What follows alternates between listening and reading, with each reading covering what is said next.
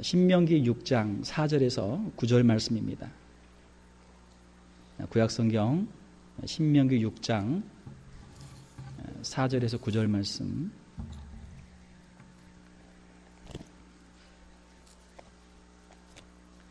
구약성경 271페이지입니다.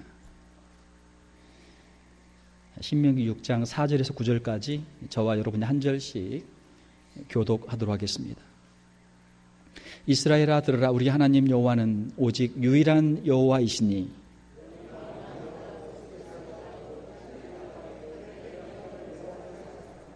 오늘 내가 네게 명하는 이 말씀을 너는 마음에 새기고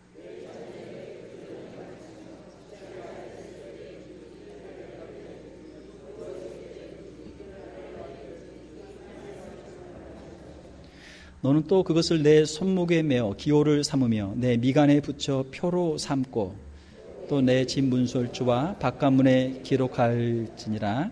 아멘. 오늘은 신명기 6장 4절에서 9절 말씀을 가지고 자녀를 교육하라라는 제목으로 말씀을 전하도록 하겠습니다. 미국에 이민 와서 살고 있는 분들을 상대로 설문조사를 했는데 당신은 왜 미국에 이민을 오셨습니까? 라고 하는 그런 질문에 사람들이 여러 가지 항목에 답을 했습니다. 그런데 넘버 원, 가장 큰 이유는 80% 이상의 사람들이 거기에다 표시를 했는데 그것은 뭐겠어요?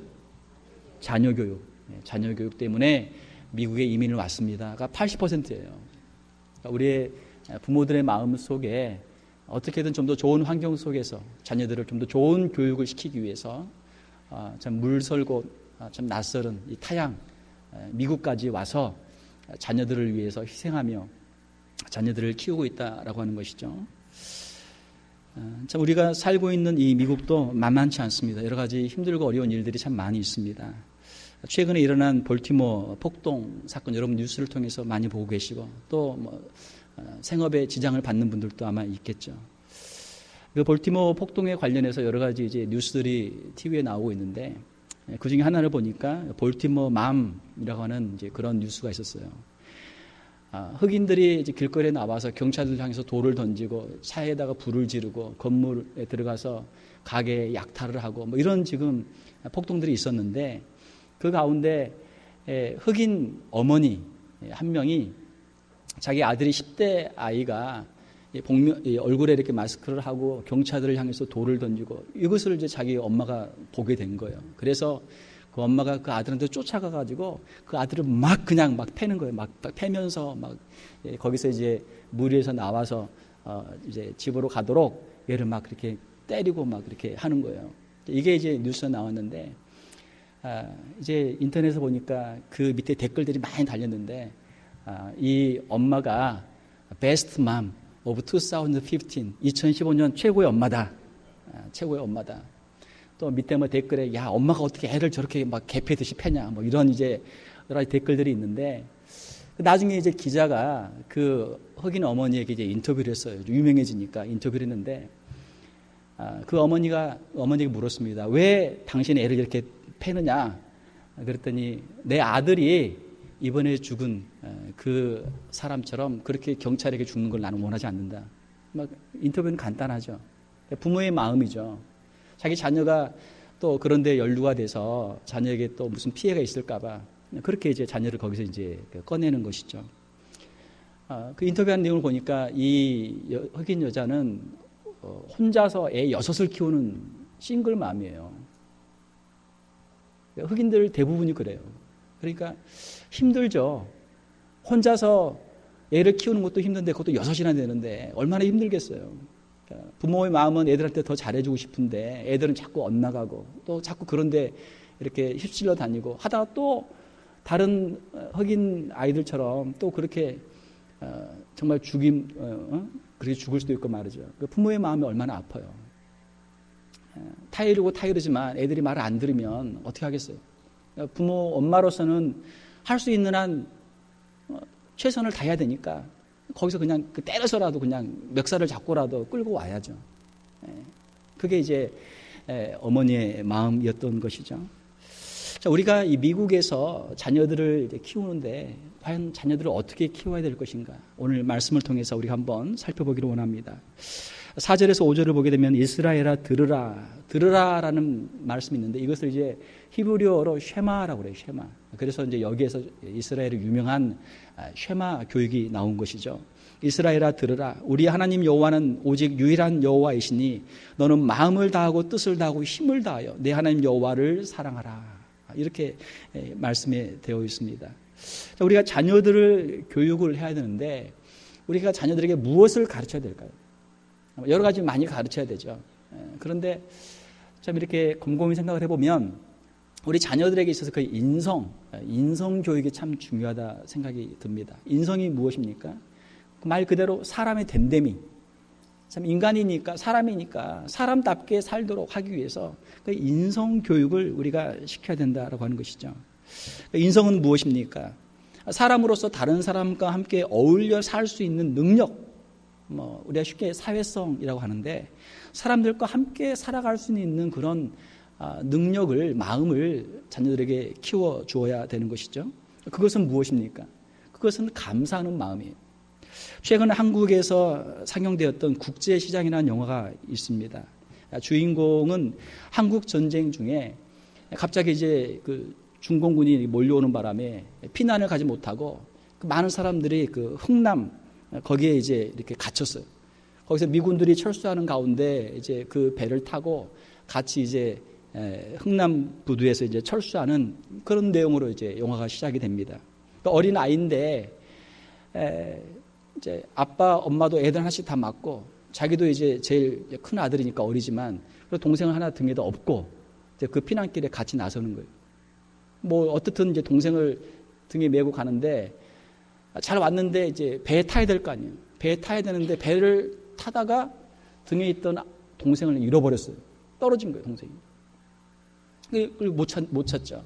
그걸 아빠한테 얘기하니까 아빠가 그러면 내가 찾겠다고 배에서 다시 내려서 동생을 찾으러 가는데 그 나중에 아버지도 이제 잃어버리게 되는 것이죠. 배는 이제 출발하게 되고 그 동생하고 여동생하고 아버지를 이제 함께 잃어버리게 돼요. 그렇게 해서 부산에 와가지고 부산에서 어머니를 이제 모시면서 동생들을 돌보면서 그 국제시장이라고 하는 곳에서 이제 장사를 하면서 살게 되죠. 그 아버지하고 헤어질 때 아버지가 마지막으로 그 어린 아들한테 부탁을 합니다. 이제 나하고 헤어지는데 이제는 네가 가장이다. 네가 엄마하고 동생들을 잘 돌봐야 된다. 그 부탁을 하는 거예요. 그래서 이 어린 아이지만 이제 큰 아들이 그걸 마음속에 간직하고 어떻게든 부모님을 모시고 동생들을 보살피기 위해서 이제 열심히 장사를 하면서 이제 일을 하죠. 자기는 학교도 못 가고 이제 일을 하는데 자기 동생이 공부를 잘한단 말이에요. 그래서 서울에 대학에 합격을 딱 됐어요.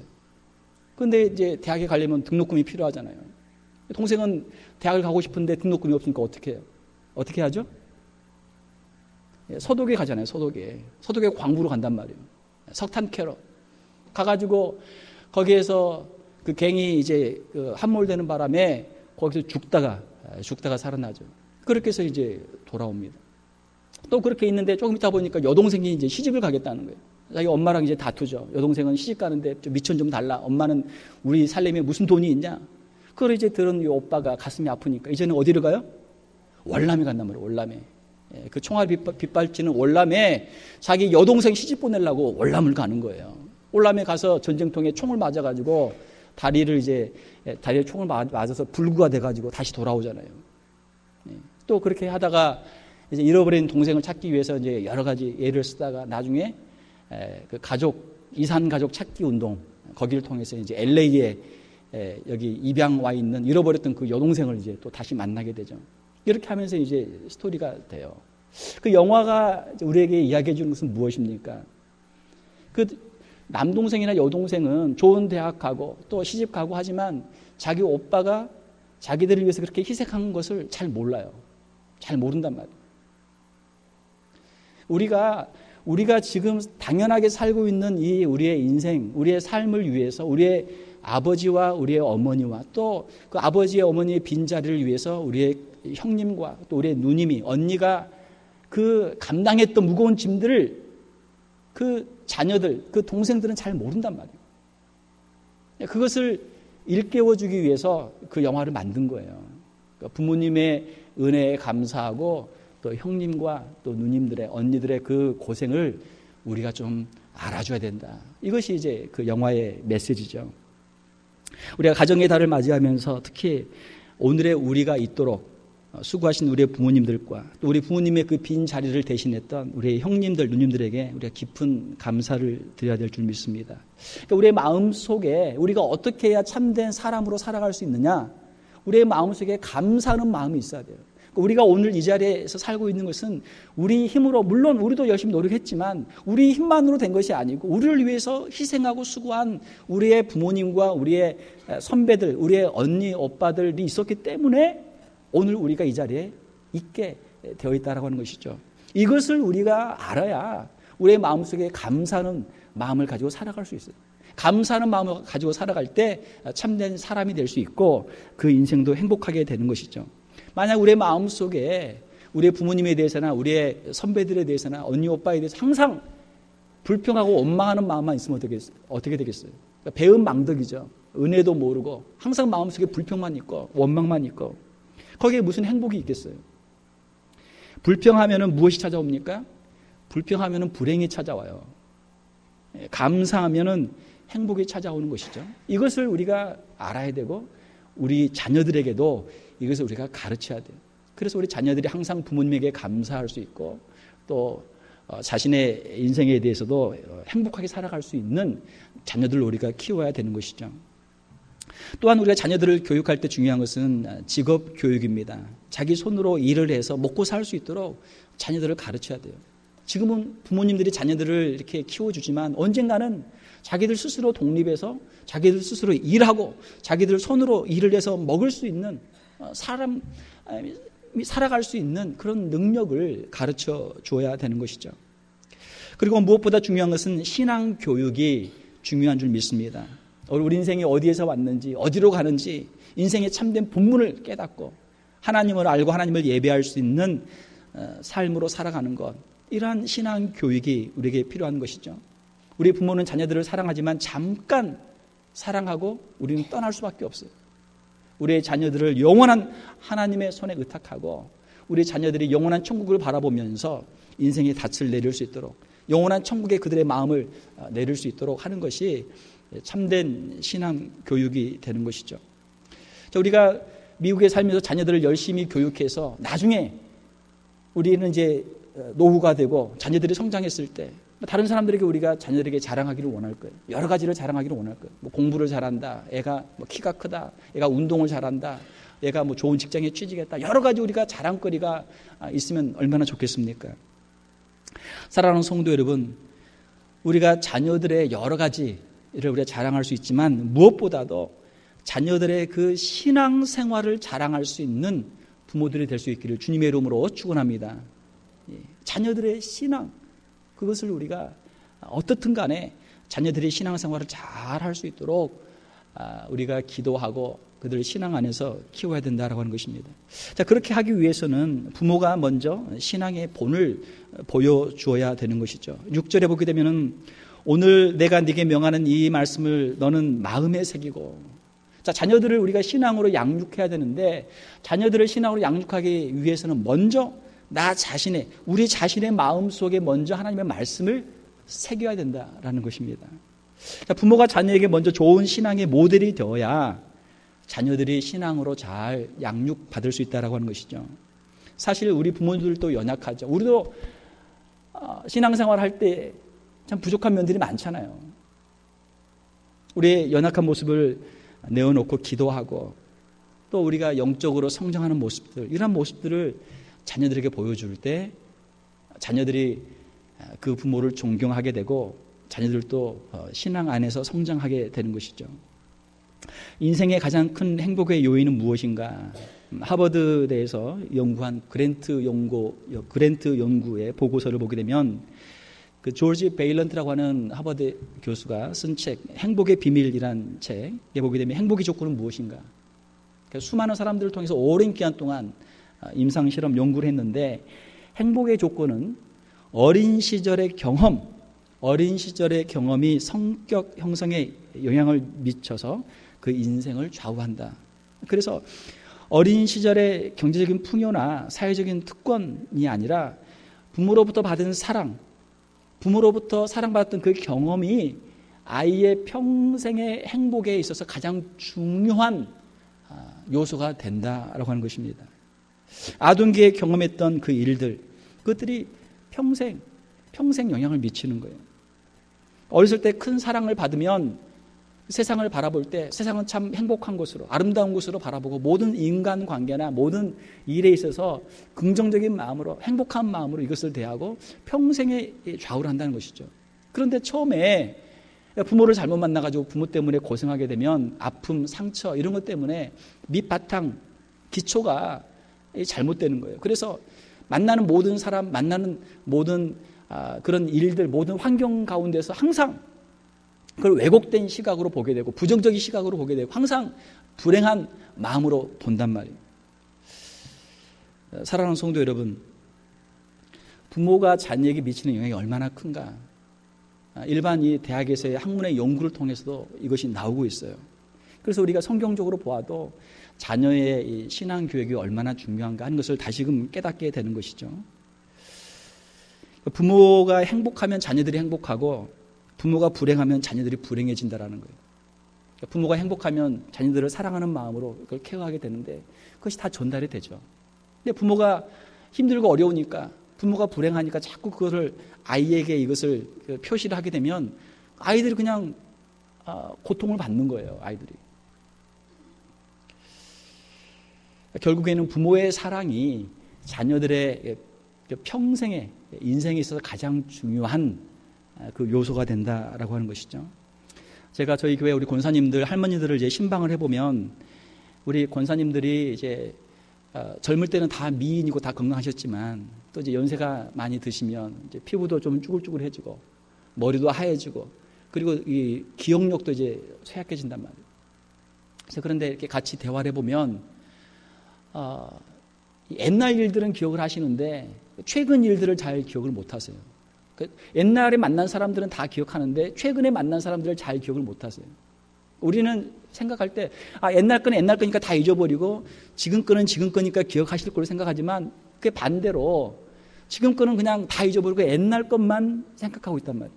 왜냐하면 사람의 이 무의식 속에 어렸을 때의 이 경험들, 그것들이 아주 뿌리를 깊이 내리고 있어가지고 평생 가도 잊어지지 않는, 평생의 자신의 인생의 모든 그 영향을 주는 그런 것으로 그의 자리를 꽉 잡고 있는 거예요.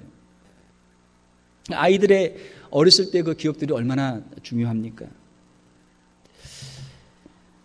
여러분들 이렇게 사람들을 이렇게 만나시다가 사람들이 좀 이상한 사람들이 있죠. 항상 좀 삐딱하게 보고 좀 이상하게 보고 그런 사람 있죠. 그러면 좀 불쌍히 여겨주세요. 어렸을 때 부모를 잘못 만나서 고생을 많이 했구나. 그 사람이 그러고 싶어서 그러겠어요? 어릴 때 받은 상처가 너무 많으니까 평생 이게 왜곡된 시각으로 그렇게 자기도 힘들죠. 자기가 힘든 걸 그렇게 표현하는 거예요. 그러니까 불쌍히 여길 수 있는 마음이 우리에게 필요한 것이죠.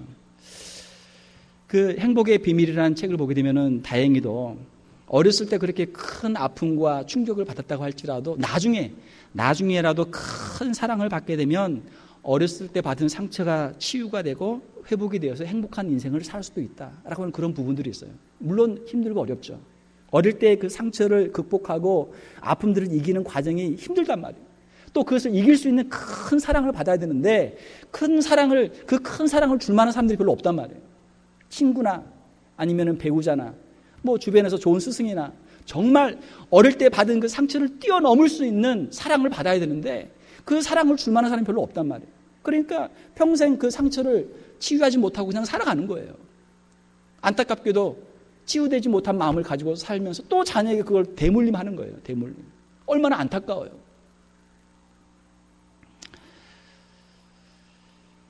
사랑하는 성도 여러분, 우리의 인생 가운데 좀 슬프고 어려웠던 일들, 그것은 우리가 주님 앞에 내려놓고 하나님의 사랑을 체험하고 하나님의 은혜로 이것을 우리가 이기고 이제는 하나님의 사랑을 증가하는, 하나님의 은혜를 증가하는 사람들로 살아갈 수 있기를 주님의 이름으로 축원합니다. 어릴 때 부모에게는 우리가 버림받고 우리가 비록 또는 상처를 받았을지라도 성경 말씀에 있는 대로 부모는 나를 버릴지라도 하나님은 나를 버리지 아니하셨다고 하는 그 말씀대로 하나님께서 우리에게 주신 그 사랑을 기억할 때 우리의 과거의 아픔과 슬픔과 우리의 그 과거를 우리가 이기고 하나님의 은혜 가운데서 우리가 살아갈 수 있는 줄 믿습니다. 우리 좌우에 계신 분들께 인사 한번 하겠습니다. 하나님께서 당신을 사랑하십니다. 자. 예, 하나님께서 당신을 사랑하십니다. 예. 우리 부모님의 사랑과는 비교할 수 없는 하나님 아버지의 사랑이 있습니다. 믿습니까? 예. 하나님의 사랑 안에서 우리는 회복될 수 있어요. 치유될 수 있어요. 과거에 우리가 아픔이 있었다고 할지라도 하나님의 은혜 가운데, 하나님의 사랑 가운데서 우리가 회복이 될 수 있는 것입니다. 그 안에서 치유를 받게 되면 이제는 우리의 자녀들을 사랑할 수 있고 우리 이웃들을 사랑할 수 있고 우리가 변화된 삶을 살아갈 수 있게 되는 것이죠. 결국 우리 인생에 있어서 행복의 그 조건, 그것은 사랑이죠. 우리가 사랑하면 행복할 수 있고 행복하기를 원하면 사랑해야 되는 것이죠. 인생의 후반기에, 노년기에 간직하고 있는 행복들은 무엇입니까? 그것은 어린 시절에 받았던 사랑, 또 과거에 받았던 사랑, 사랑했던 기억들, 사랑받았던 아름다운 추억들이 인생의 행복으로 남아있는 것이죠. 사랑하는 성도 여러분, 여러분의 기억, 여러분의 이 추억 가운데 아름다운 사랑의 기억들, 행복한 기억들이 아름다운 보석들처럼 여러분들의 기억 가운데 잘 간직될 수 있기를 주님의 이름으로 축원합니다.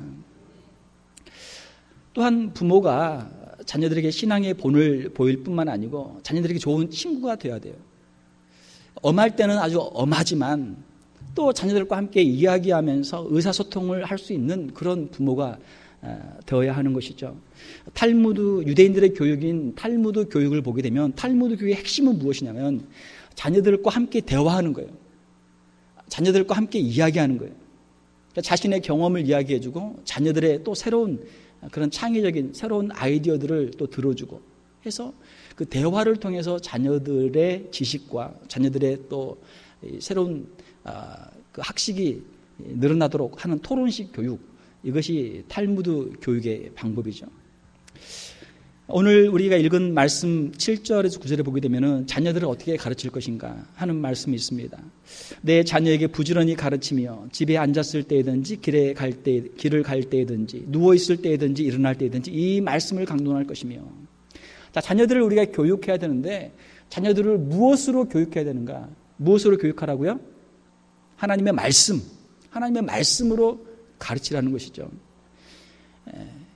부지런히 가르치는데 집에 있을 때 집안에서도 여러 가지 집안의 일들을 하나님의 말씀을 통해서 가르치고 또 길을 갈 때 왜 길에 갑니까? 어떤 비즈니스를 위해서, 누구를 만나기 위해서, 대인관계나 비즈니스나 어떤 바깥 일을 위해서 나갈 때도 하나님의 말씀을 가지고 이야기하고 말씀을 통해서 그의 삶을 살도록 가르치라라는 것이죠. 누워있을 때든지 일어날 때든지 쉴 때든지 아니면 일어나서 일을 시작할 때든지 어디서 무엇을 하든지 어떤 상황 속에서도 하나님의 말씀을 가지고 해석하고 하나님의 말씀을 가지고 적용할 수 있는 그러한 가르침을 하라라는 것입니다.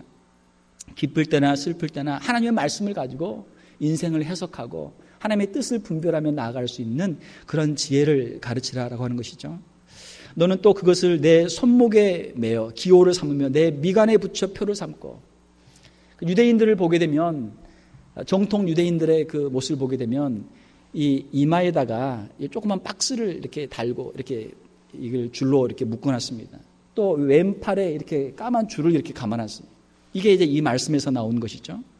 그것을 이제 테필린이라고 하는데 테필린이라고 하는 뜻은 기도라고 하는 뜻이에요. 기도.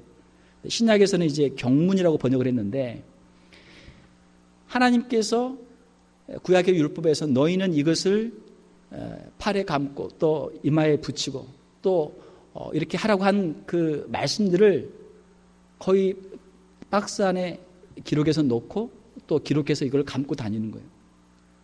그 테필린의 내용은 구약에 보게 되면 네 군데에 나오죠. 네 군데에 나옵니다. 여러분 한번 나중에 찾아보세요. 출애굽기 13장 2절에서 10절. 여기는 이제 6월절에 관한 말씀이고요. 그 다음에 출애굽기 13장 11절에서 17절은 하나님께서 주신 첫 번째 그 장자들에 대한 성별의 말씀이고, 세 번째는 오늘 우리가 읽었던 신명기 6장 4절에서 9절 말씀, 자녀 신앙 교육에 관한 말씀이고요. 마지막 네 번째로는 신명기 11장 13절에서 20절로 하나님의 말씀에 순종할 때 받는 축복에 대한 약속의 말씀드립니다. 이러한 그 말씀을 거기다 적어가지고 이마에다 붙이고 다니고 팔에 감고 다녀요. 이것의 뜻은 손목에 매라라고 하는 것은 물론 이제 문자 그대로 유대인들처럼 이렇게 할 수도 있지만 손에 매라고 하는 것은 우리가 항상 일할 때는 손으로 일하잖아요. 그러니까 무슨 일을 하든지 항상 하나님의 말씀을 기억하며 일하라라고 하는 그런 뜻이죠. 또 이 미간에 붙이라라고 하는 것은 우리가 생각할 때마다 하나님의 말씀 중심으로 생각하고 하나님의 말씀이 무엇인지를 곰곰이 묵상해 보라라고 하는 그런 뜻이죠. 그러니까 하나님의 말씀을 가지고 다니면서 일하고 생각하라라는 그런 뜻입니다. 또 우리가 읽은 말씀 보게 되면 내 집 문설주와 바깥 문에 기록할지니라. 집 문설주, 집에 그 프레임이 있죠. 프레임과 또 바깥 문에다가 말씀을 거기다 기록하라. 그러니까 실제로 유대인들의 집은 이 말씀을 기록해가지고 이걸 말아가지고 조그만 원통에다가 넣어서 그거를 이렇게 그 집에 들어가는 오른쪽에다 붙여놨어요. 붙여놓고 들어가면서 거기에 손을 대고 키스하고 축복하고 나가면서 또 거기에다 또 손을 대고 키스하고 축복하고 나가는 것이죠.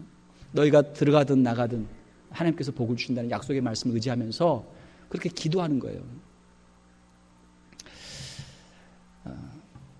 이 말씀을 가까이 하라라고 하는 것은 우리가 늘 말씀을 사랑하고 말씀을 늘 기억하며 하나님을 기억하며 살아가라라고 하는 그런 뜻이죠. 구약 시대에는 성경을 들고 다닐 수가 없었어요. 그 당시에는 양표지에 글을 쓰고 또 파피루스에다 글을 썼기 때문에 지금처럼 이렇게 성경책이 있는 것이 아니고 그거를 뭐 창세기면 창세기 하나만 해도 뭐 큰 아주 박스가 되는 거예요. 하나만 해도. 그러니까 그걸 갖고 다닐 수가 없어요. 그러니까 그 중에서 몇 개 구절만을 적어가지고 그걸 말아가지고 그렇게 가지고 다녔던 것이죠. 지금은 이제 우리 인쇄술의 발달을 통해서 성경 이렇게 많은 내용들을 우리가 간단하게 가지고 다닐 수도 있고 또 젊은 사람들은 간단한 스마트폰에 거기에 성경이 다 들어가잖아요. 얼마나 좋아요. 그러니까 항상 말씀을 가까이 하면서 말씀을 늘 묵상하라라고 하는 것이죠. 제가 신방을 해보면 우리 성도들의 집을 신방할 때 제가 한번 이렇게 살펴봅니다. 집 안에 문에 뭐가 붙어 있나, 또 벽에 뭐가 붙어 있나, 뭐 여러 가지가 있어요. 어떤 집은 그 그림도 있고, 또 무슨 액자도 있고, 뭐 이상한 것도 붙어 있고 말이죠. 근데 하나님의 말씀을 기록해가지고 그 벽에다 붙이면 얼마나 좋아요. 요즘에 말씀의 액자들도 많고, 좋은 또 장식들도 많죠. 저희 교회에서 나눠드린 달력도 거기 말씀이 다 기록되어 있잖아요. 벽에 붙이면 얼마나 좋아요. 말씀을 읽으면 은혜가 되고 큰 힘이 되죠. 얼마나 좋습니까? 우리 자녀들이 가까이 있을 때는 늘 우리가 말씀 교육을 해야 돼요. 멀리 떨어져 있을 때도 자녀들에게 우리가 늘 말씀으로 안부를 해야 되죠. 예를 들면 카톡 같은 데다가 은혜 받은 말씀, 자녀들을 축복하는 말씀, 좋은 말씀을 기록해서 보내면 자녀들이 보고 얼마나 좋아요. 아, 엄마가 나를 위해서 기도하시는구나. 하나님께서 이렇게 좋은 말씀으로 나에게 힘을 주시는구나. 얼마나 좋아요. 말씀의 교육은 말씀의 암송에서부터 시작합니다.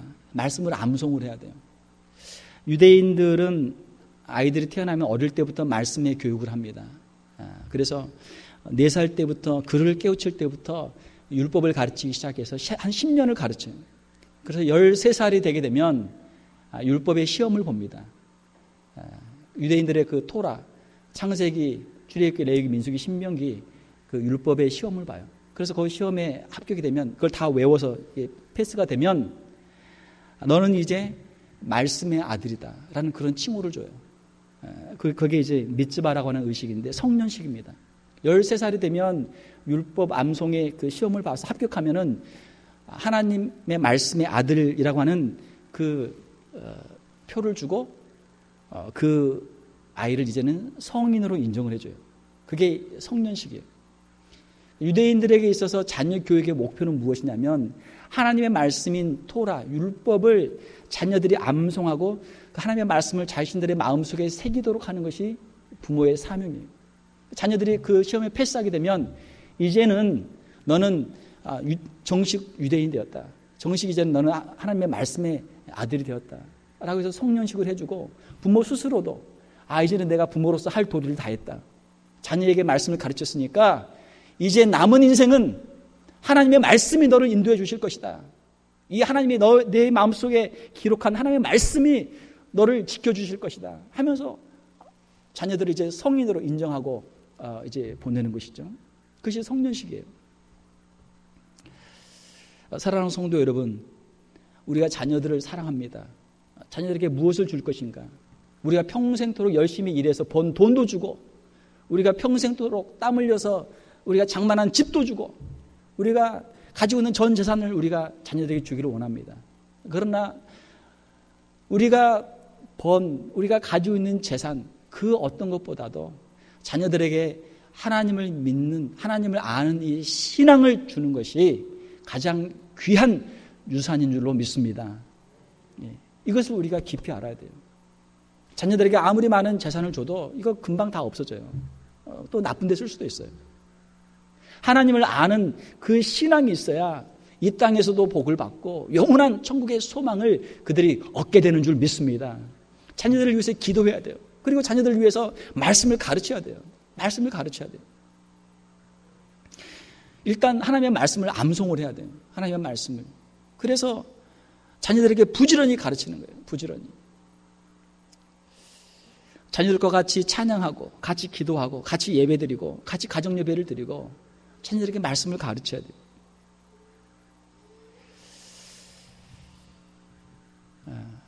제가 어렸을 때 초등학교, 그때 국민학교죠. 국민학교 들어가기 전에 기억, 니은, 디귿, 리을 그 어머니한테 배우고 학교로 갔어요.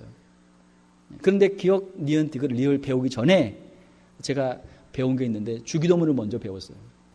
한글을 배우기 전에 먼저 주기도문을 암송을 했어요. 글을 몰라도 그냥 이렇게 불러주면 부른 대로 따라서 하잖아요. 글을 몰라도 할 수 있단 말이에요. 어린 아이에게 엄마가 가르쳐주는 거예요. 잠자리에 누울 때마다 옆에 놓고 하늘에 계신, 야 따라서 해봐. 하늘에 계신 우리 아버지요, 우리 아버지요. 외우죠.